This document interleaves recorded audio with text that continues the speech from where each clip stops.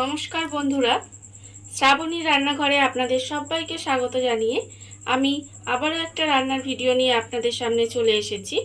আজকে আমি আপনাদের সয়াবিন দিয়ে একটা অসাধারণ রেসিপি বানিয়ে দেখাবো। আশা করি আপনাদের ভালো লাগবে। তার জন্য কিন্তু আমার পুরো ভিডিওটা আপনাদের দেখতে হবে। তাহলে চলুন এই সয়াবিন দিয়ে আজকের আমি কি বানাই সেটা আপনারা একবার দেখে নিন। সয়াবিনের এই রেসিপিটা বানানোর জন্য প্রথমে আমি এখানে সয়াবিন নিয়ে নিয়েছি। দেখুন, এই সয়াবিনগুলো আমি গরম জলে ভিজিয়ে রেখে দিয়েছিলাম প্রায় 30 মিনিট মতো। আর এই সয়াবিনটা রান্না করার সময় সয়াবিনটা কিন্তু গরম জলে সেদ্ধ করলে হবে না, এটাকে গরম জলে একটু ভিজিয়েই নিতে হবে।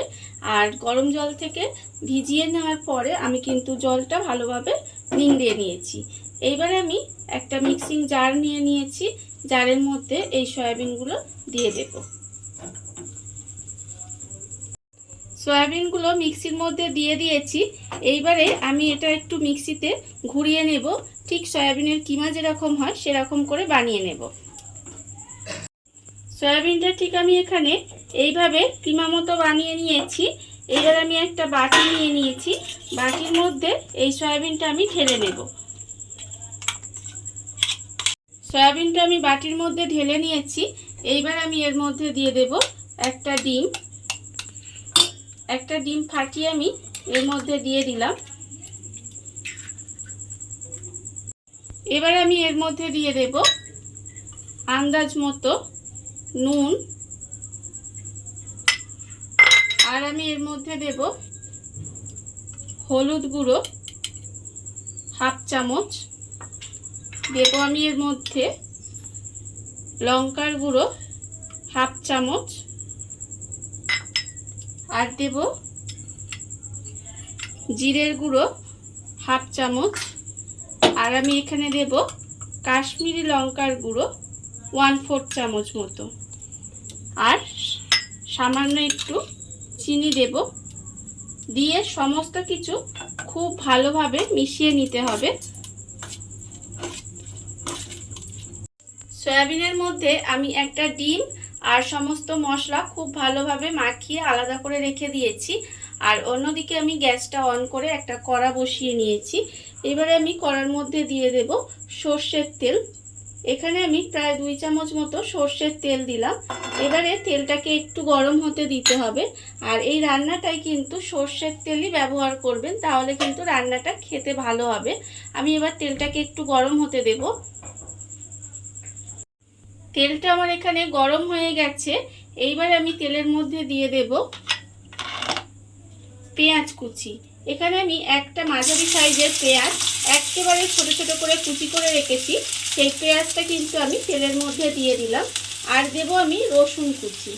এখানে আমি 3 থেকে 4 কোয়া রসুন খুব মিহি করে কুচিয়ে রেখেছি, সেই রসুনটাও কিন্তু আমি এর মধ্যে দিয়ে দিলাম। আর আমি দিয়েছি আদা কুচি, অল্প একটু আদা ছোট ছোট করে কুচিয়ে রেখেছি, সেই আদাটাও দিয়ে দিয়েছি। আর আমি এর মধ্যে দিয়েছি একটা ছোট টমেটোর আধখানা কুচি করে রেখেছি, সেই টমেটোটাও আমি এর মধ্যে দিয়ে দিয়েছি। এবার সমস্ত কিছু আমি তেলের মধ্যে দিয়ে একটু ভাজা ভাজা মতো করে নেব। পেঁয়াজ, আদা, রসুন, টমেটো আমি তেলের মধ্যে দিয়ে একটু ভাজা ভাজা মতো করে নিয়েছি। দেখুন, আমার কিন্তু ভাজা ভাজা মতো হয়ে গেছে। এইবারে আমি এর মধ্যে দিয়ে দেব যে সয়াবিনটা আমি এখানে মেখে রেখেছিলাম, সেই সয়াবিনটা কিন্তু আমি এর মধ্যে দিয়ে দেব। সয়াবিনটা দিয়ে আমি এর সঙ্গে খুব ভালোভাবে একটু কষিয়ে নেব।